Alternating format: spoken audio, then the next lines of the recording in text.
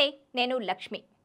ఇప్పుడు తెలంగాణలో బీఆర్ఎస్ పరిస్థితి అగమ్య గోచరంగా తయారైంది. ఈ నేపథ్యంలోనే కేసీఆర్ పాదయాత్రకు సిద్ధమవుతున్నట్టుగా తెలుస్తోంది. ఇవాల్టి మన టాపిక్ కూడా అదే. ఏంటంటే అది కేసీఆర్ పాదయాత్ర ఎవరి కోసం, ఎందుకోసం? కేసీఆర్ పాదయాత్ర ఎందుకు చేస్తున్నారన్నది ఇప్పుడు ఉత్కంఠ రేపుతోంది. అయితే ఉద్యమ పార్టీగా తెలంగాణ రాష్ట్రం సాధించిన పార్టీగా బీఆర్ఎస్కు పేరుంది. అదే ఊపుతో 10 ఏళ్ల పాటు అధికారంలో కొనసాగింది. కానీ ఇప్పుడు ఆ పార్టీ పరిస్థితి దిక్కుతోచని స్థితిలో పడింది. ఇటీవల జరిగిన అసెంబ్లీ ఎన్నికల్లో ఓడిపోవడం, అలాగే పార్లమెంట్ ఎన్నికల్లో ఒక్క స్థానం కూడా గెలుచుకోకపోవడంతో ఆ పార్టీ మరింత కష్టాల్లో పడింది. షాకుల మీద షాకులు తగులుతున్నాయి. ఒక్కొక్కరిగా నేతలు ఆ పార్టీకి గుడ్ బై చెప్పేస్తున్నారు. పలువురు ఎమ్మెల్యేలు, ఎమ్మెల్సీలు కాంగ్రెస్ గూటికి చేరిపోయారు.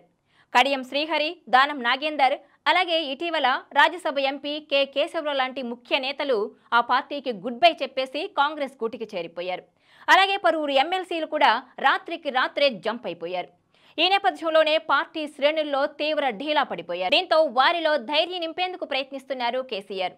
పార్టీ నేతలతో వరుసగా సమావేశాలు నిర్వహిస్తున్నారు. అలాగే ఇప్పటి నుంచి జనంలో ఉండాలని, అందుకోసం పాదయాత్ర చేయాలని కీలక నిర్ణయం తీసుకున్నట్టుగా తెలుస్తోంది.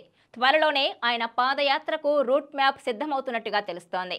కాంగ్రెస్ పార్టీ వైఫల్యాలను ఈ పాదయాత్రలో ప్రజల ముందు ఎండగట్టాలని ప్రయత్నిస్తున్నట్టుగా సమాచారం.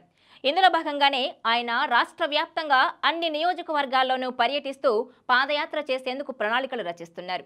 అయితే ఆయన వృద్ధాప్యం, ఇటు అనారోగ్య సమస్యల కారణంగా ఒకవేళ పాదయాత్ర చేయలేని పక్షంలో కొడుకు వర్కింగ్ ప్రెసిడెంట్ కేటీఆర్తో పాదయాత్ర చేయించేందుకు ప్రణాళికలు రచిస్తున్నట్టుగా తెలుస్తోంది. అయితే ఇదిలా ఉంటే ఇటు సీఎం రేవంత్ రెడ్డి మాత్రం బీఆర్ఎస్కు అసెంబ్లీలో ప్రతిపక్ష హోదా కూడా లేకుండా చేయాలని టార్గెట్గా పెట్టుకున్నట్టుగా తెలుస్తోంది. అందుకే ఆ పార్టీ ఎమ్మెల్యేలను కాంగ్రెస్లోకి ఆకర్షిస్తున్నట్టుగా సమాచారం. అందుకోసం తీవ్ర ప్రయత్నాలు చేస్తున్నట్టు తెలుస్తోంది. ఈ నేపథ్యంలోనే కేసీఆర్ పాదయాత్ర ఇటు బీఆర్ఎస్ పార్టీని ఏ మలుపు తిప్పుతుందో చూడాలి.